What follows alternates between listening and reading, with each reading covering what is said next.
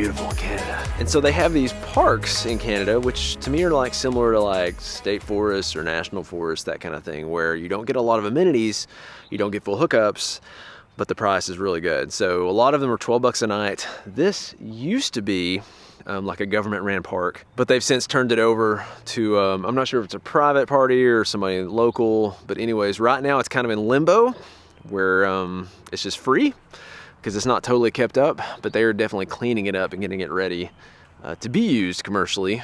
So we stayed here last night, good spot.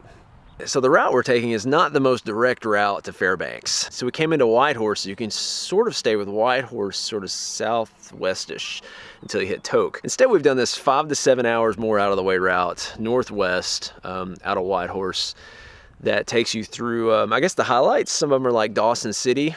We're hoping to get into there today.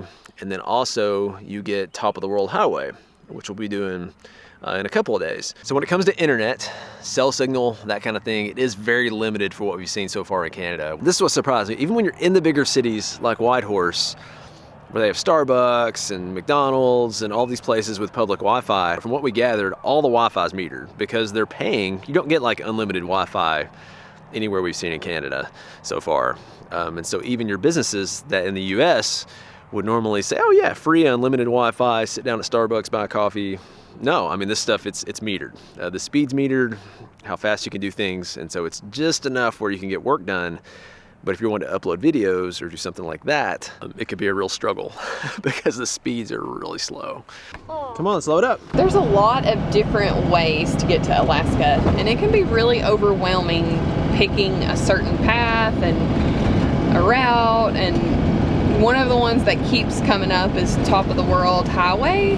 And so we've been back and forth discussing it because it is a little bit longer to go that way and there might be some more rough patches along the way.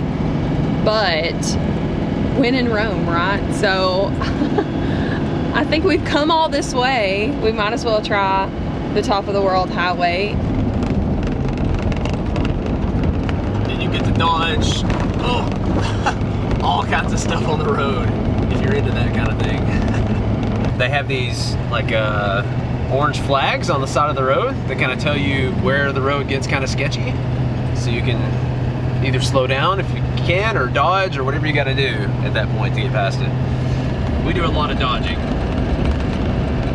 Whitehorse is a really great place to stock up and fuel up. That's where we came from. And we did our grocery shopping, our laundry. We filled up with diesel and propane and water, and now we're gonna tackle Top of the World Highway.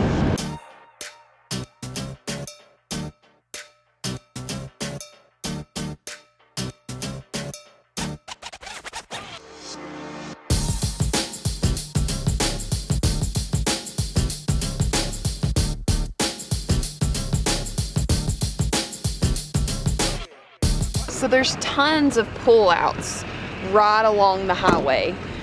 A lot of them you can just pull off and camp there for the night as long as there's not signs saying you can't park there. So there's tons of government campgrounds that are only, you know, like $12 a night that you can park at, or you can just pull off at these rest areas. But we use them a lot just to pull over, eat lunch, stretch our legs. So usually you get some pretty awesome views along the way too. Do you want to hike to it? Yeah, come on, you want to hike down here with me? And find the See what's down here? Find the problem? Find the problem.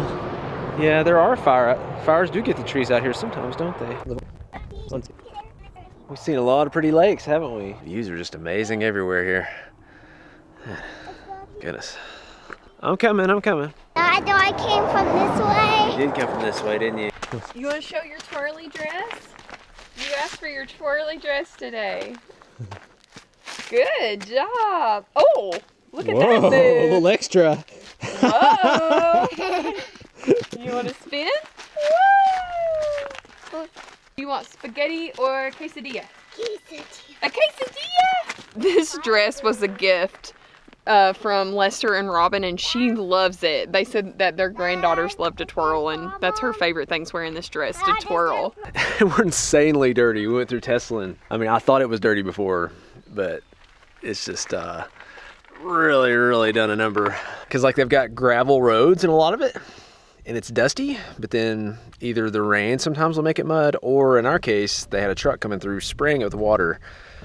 I guess they figure mud is better than dust as far as like seeing vehicles. I don't know. But anyways, it made it insanely muddy, which is worse than dust as far as like the cleanliness of the vehicle at least. So we got all this going on, but I don't know when I'm gonna bother to wash it. It's really no point right now.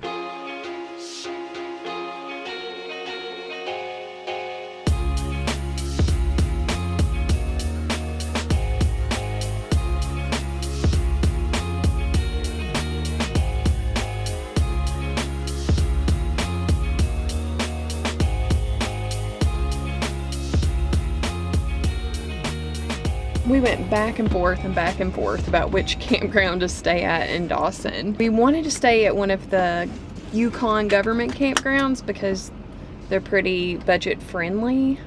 $12. Yeah, compared to a full hookup here is just a parking lot, but it's right in the middle of downtown and we don't have to cross the ferry back and forth. But I think we're gonna shell it out for a couple nights, regroup, recharge. I guess the hard part was we technically didn't need full hookups. Like our tanks are empty and our batteries are good, but I'm not gonna ever complain about full hookups.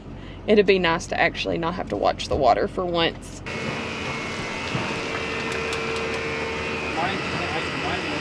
It won't reach? So our sewer hose is not reaching, and our neighbors said the same thing's going on with them. So Nathan's gonna go check to see if they have anything else. Because if we're not getting sewer, then it's not worth paying the $50 a night. We'll just go pay the 12 if we're gonna watch our water. So we'll see what happens. That's why we say be flexible. It's part of the journey. Also get a lot of noise in these private parks. All right, they got us a different site. Yeah, so $53 a night. That's crazy. This guy couldn't even get his slides out, so at least we don't have to worry about not getting slides out, but man. It's really tight. Crazy tight. I don't know what else to say. I don't either. I feel guilty. You're paying to be walking distance from everything in town. That's essentially it. If you don't care about walking to everything from town, like go across the river or get one of the other private parks. A lot of decisions. It is. Well, we want to try something different. We've done a whole lot of boondocking and not having full hookups. So we're just gonna enjoy ourselves for a couple days and see what we can see.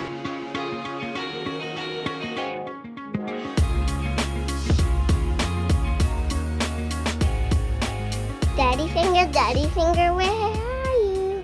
Here I am, how do we do? Tell Daddy what you built. What'd you build? What is all this? A jungle. A jungle. I'm a so jungle proud you got up this morning and built a jungle. So one thing is you head north toward Alaska, even while you're still in Canada, you're starting to deal with less and less night. And we're already at the point where...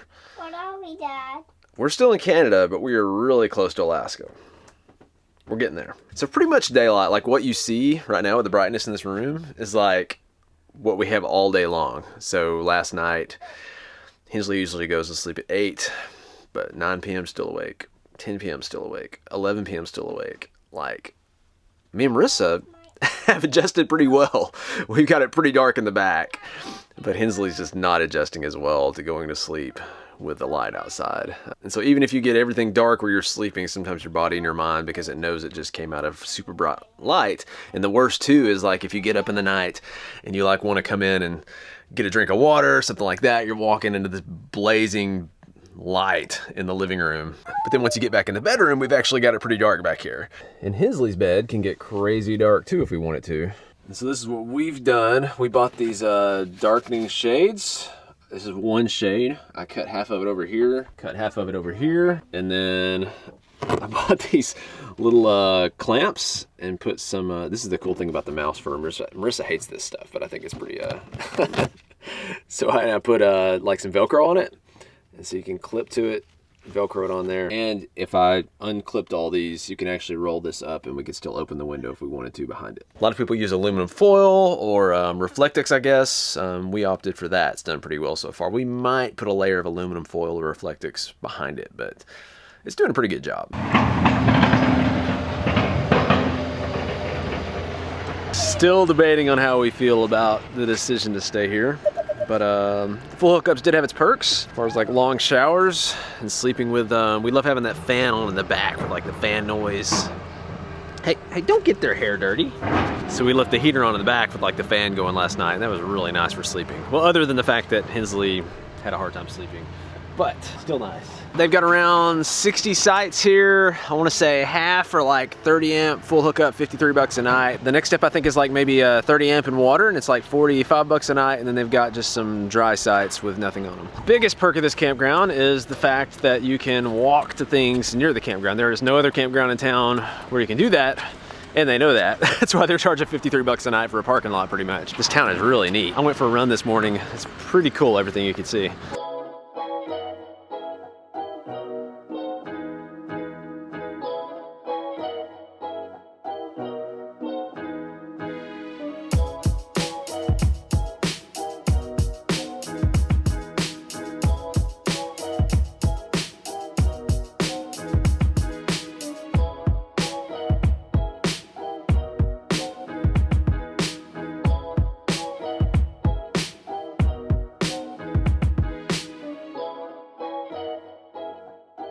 We're at Midnight Dome, which is a really cool spot to get a view of the city. This is a spot that you can come up close to solstice. You can watch the sunset and then turn around and watch it rise.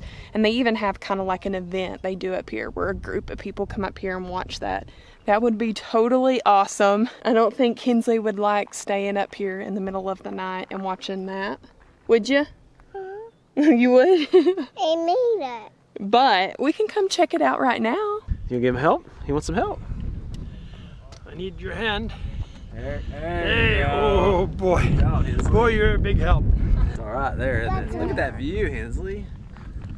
So this is just a quick 15-minute drive from our campground, and we debated trying to bring the camper up here. I'm glad we didn't. It's pretty much a, I don't know, 8 maybe +% grade for 4+ miles, so it's a haul to get up here. Not that you couldn't, and not that there's a tiny bit of parking if you wanted to. It's just, unless you just absolutely had to, I don't think it'd be worth trying to do that. So, but man, this is amazing. Yeah, could you imagine like coming up here and watching a sunset, oh my goodness, sunrise, all within a, you know, time frame of each other? This is like a, you should have to hike to get this kind of view kind of view.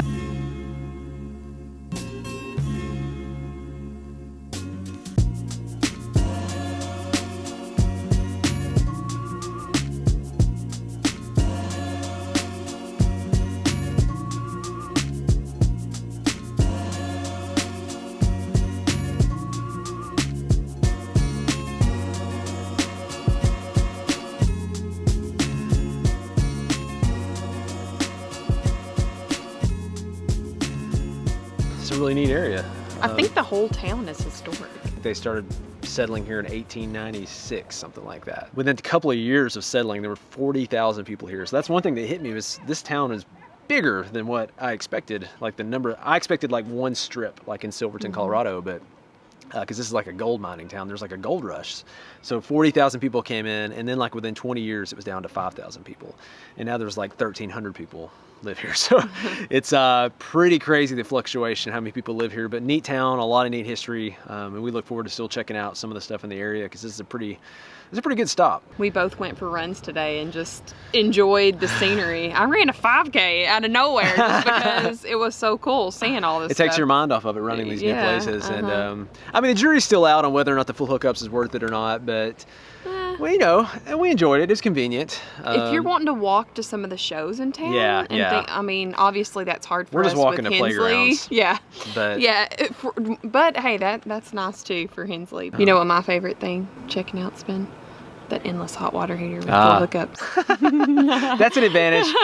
We just want to mix it up a little bit. She gets that. We are gonna get ready for dinner. I can always whip up some tacos. Pretty good bet. It's probably gonna be tacos, but It's like the don't know only which thing tacos. We got a lot of different tacos we could do. Yeah, we're gonna call it a night. Eat some dinner, maybe tacos, maybe not. And we will catch you guys later.